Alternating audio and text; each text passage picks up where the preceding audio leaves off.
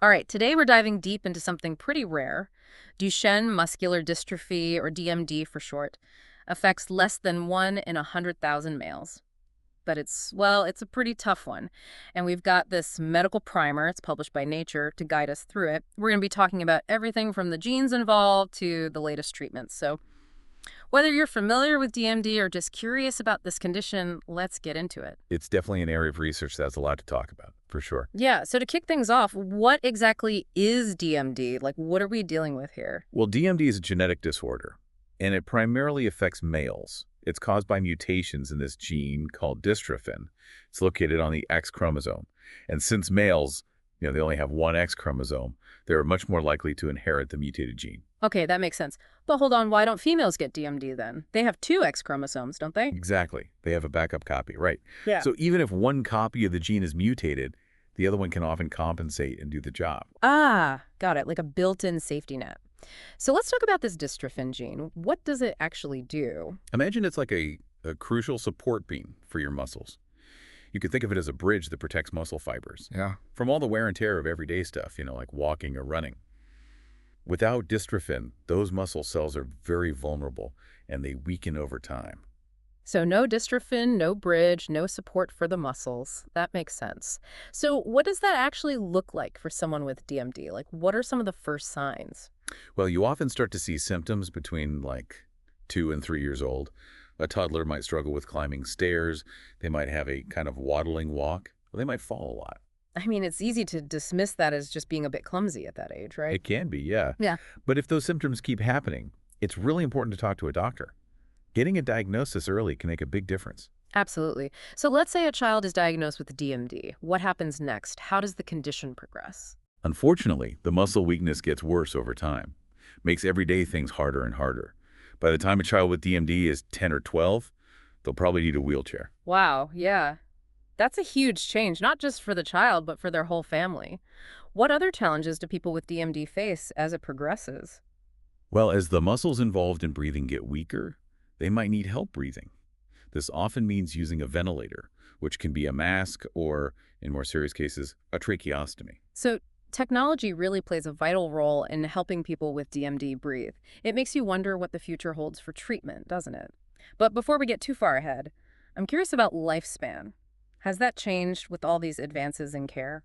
It has, for sure. DMD used to shorten lifespans a lot. But now, with advances in care, especially for the heart and lungs, it's made a huge difference.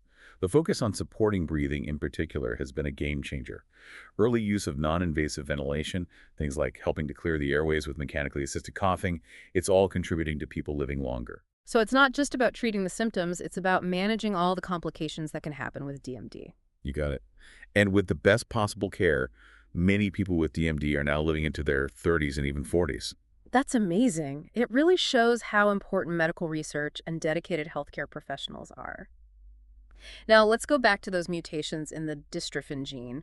How do they actually cause DMD? And what about Becker muscular dystrophy? I know it's also linked to this gene, right? It all depends on the specific mutation and how it messes with the production of the dystrophin protein. In DMD, the genetic code is disrupted in a way that stops any functional dystrophin from being made. It's like you're trying to build a bridge, but the instructions are completely messed up. Ah, so the instructions are garbled and you can't build the bridge. What about Becker muscular dystrophy? How's it different? In BMD, the mutations are less severe.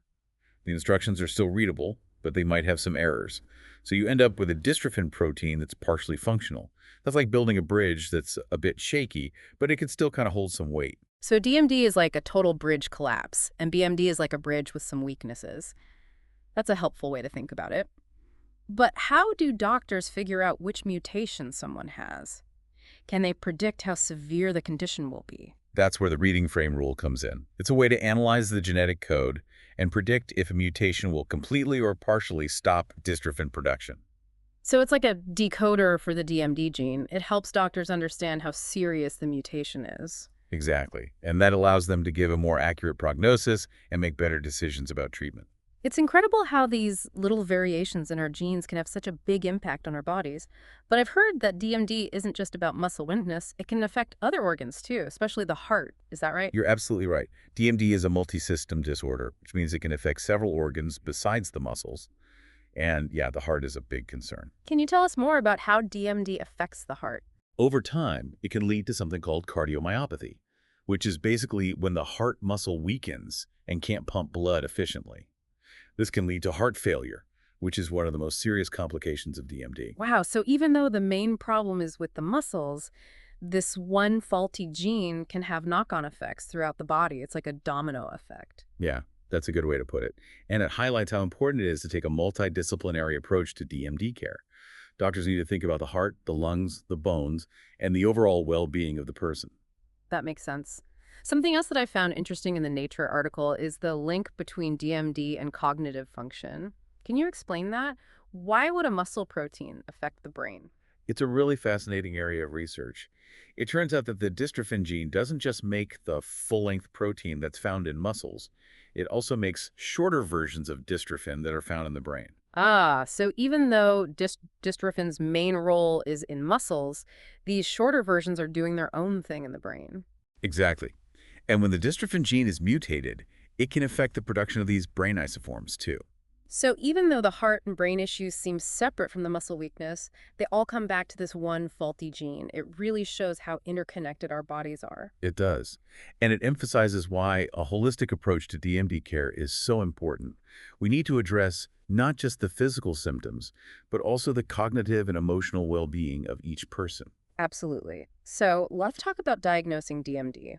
What are some red flags for parents and doctors? We've talked about the early signs, but how is a definitive diagnosis made? If a child is showing those early signs we talked about, like trouble climbing stairs or falling a lot, the doctor will probably do a blood test to measure something called creatine kinase, or CK for short. It's an enzyme that's released when muscles are damaged. So high CK levels would mean there's some muscle damage happening. Right.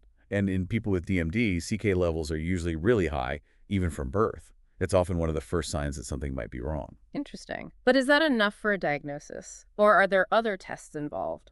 Elevated CK levels are a strong indicator, but they don't necessarily mean it's DMD. To confirm the diagnosis, they need to do genetic testing. So how does that work? Is it one simple test or is it more complicated? It's often a multi-step process. Doctors usually start by looking for large deletions or duplications in the dystrophin gene. These are the most common types of mutations. They might use techniques like MLPA or array-CGH for this initial screening. So they start broad, looking for the most obvious changes in the gene. What if they don't find anything using those methods? Then they move on to more detailed analysis, like Sanger sequencing, which can pick up smaller mutations in the dystrophin gene. It's like detective work, starting with the most common clues and then meticulously going through every detail until they find the culprit mutation. It's amazing what science can do these days. Now, what about newborn screening for DMD? Is that something that's being done already? It's definitely on the radar. It's possible to measure CK levels from a simple dried blood spot, which is already part of routine newborn screening programs.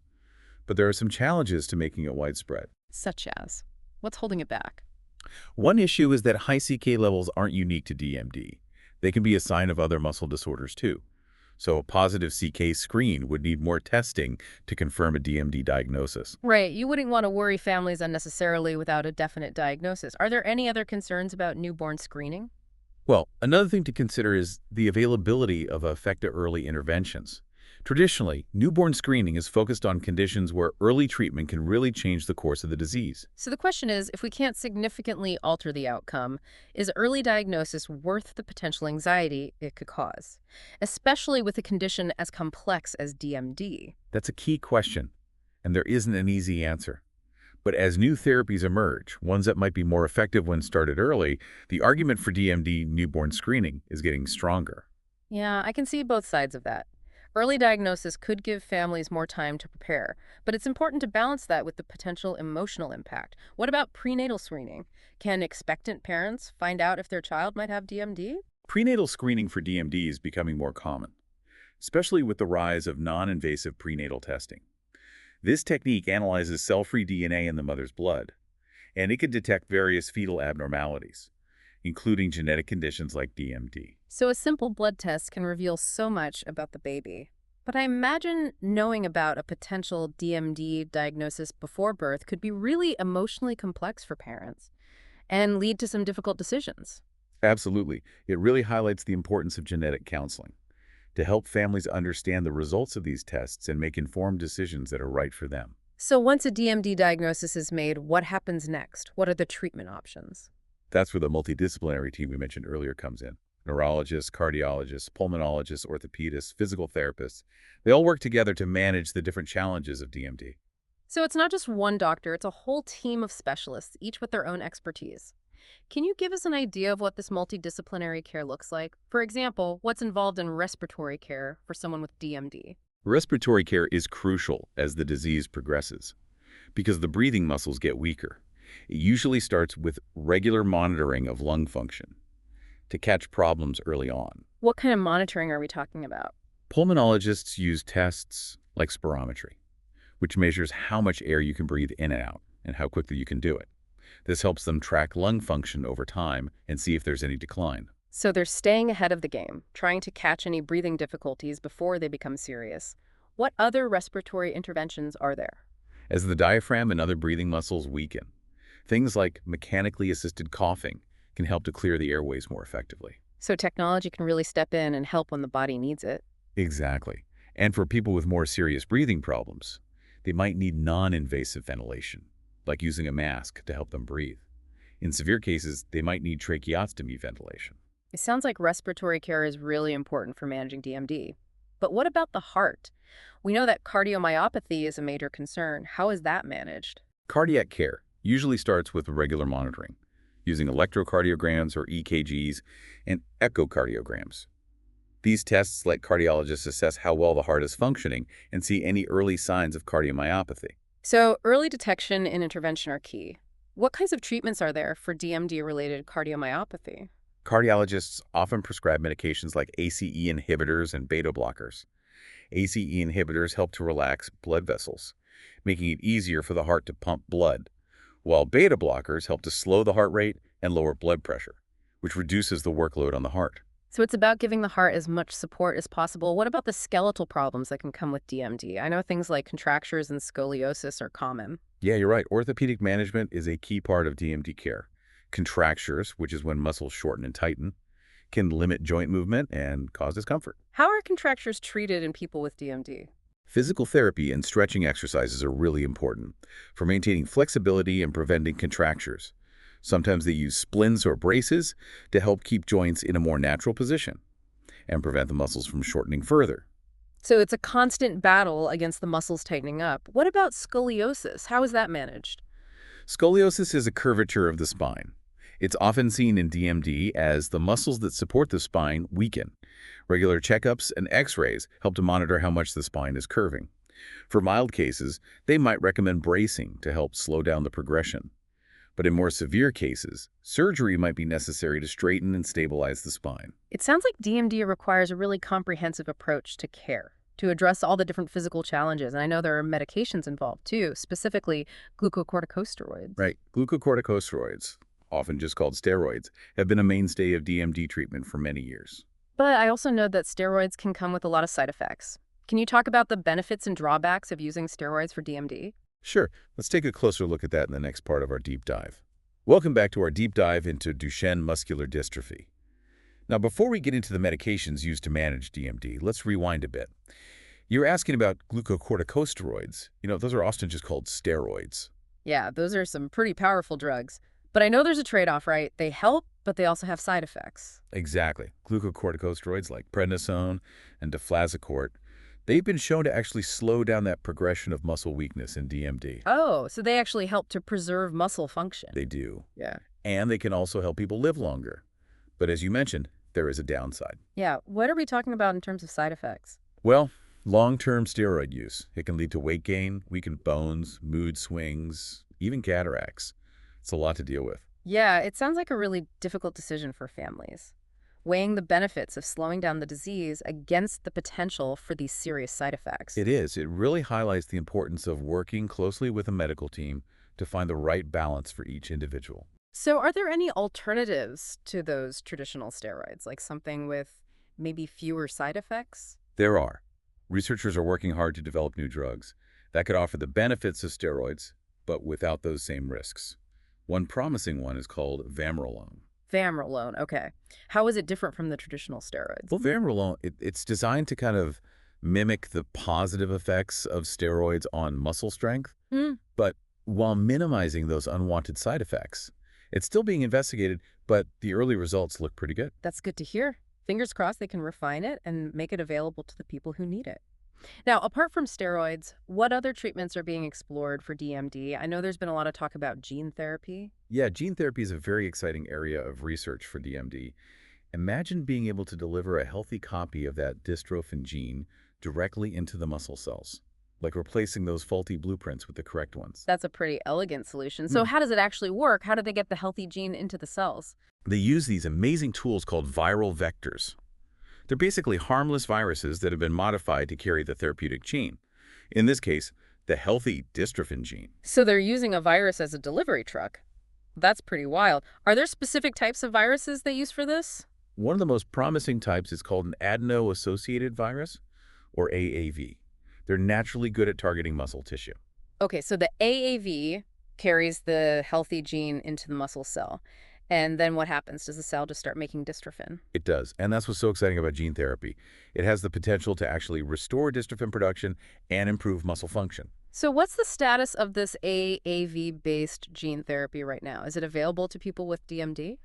There are several clinical trials underway, and the early results are looking promising, but there's still some challenges to overcome. Like what? Well, one challenge is that the dystrophin gene is actually pretty large, and AAVs can only carry so much. So scientists have developed shorter versions of the gene, called microdystrophins. Microdystrophins. So they're like condensed versions of the gene that still have the essential instructions for making a functional protein. Exactly.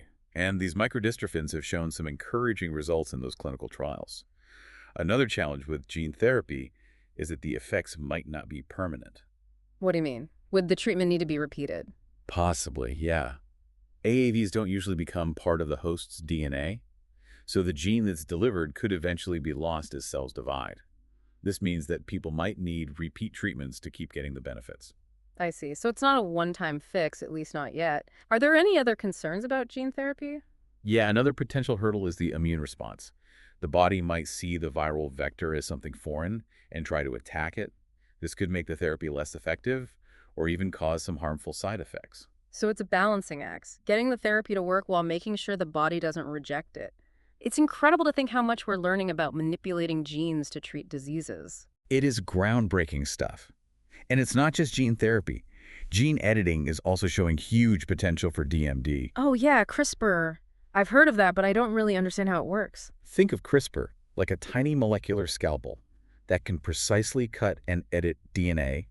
For DMD, it could be used to actually correct the mutation in the dystrophin gene at its source. Wait, so instead of just delivering a healthy gene, we could actually fix the faulty gene that's already there. Exactly. That's the power of gene editing. It's still early days, but the possibilities are incredible.